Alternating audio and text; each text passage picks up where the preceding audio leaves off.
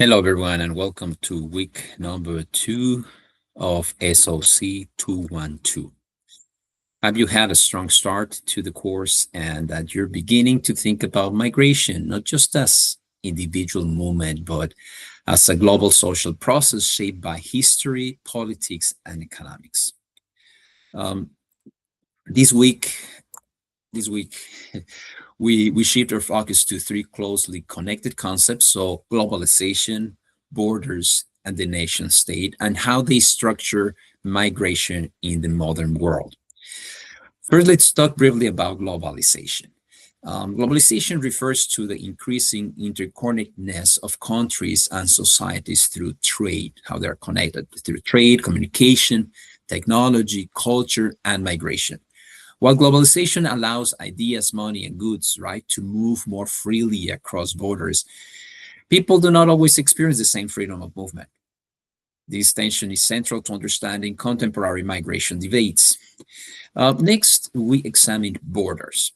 So borders are not just physical lines on a map, right? They're social, political, and legal constructs that determine who belongs, who is excluded, and who has access to rights and resources. Borders can open and close depending on political priorities, economic needs, and national narratives about identity and security.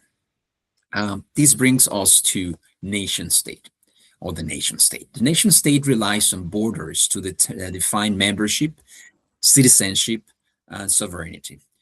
Migration challenges these boundaries by raising important questions like who is considered an insider versus an outsider, who deserves protection, opportunity, or belonging. And how do states respond when people move across borders due to war, inequality, climate change, or economic necessity?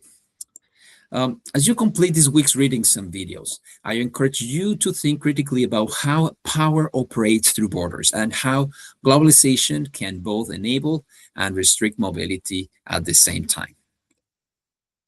For your assignment, this week, you will be asked to reflect on how globalization and borders shape migration experiences, right? Try to connect the concepts from the readings to real world examples. And I think there are many right now that we can use. So also you can use historical information if you don't want to use the current climate. As always, please complete all readings which watch the assigned videos and submit your work by Sunday at midnight. If you have questions, use the discussion board or reach out to me. I look forward to seeing your reflections and continuing our conversation this week. So have a great week, and I will see you in week number 3.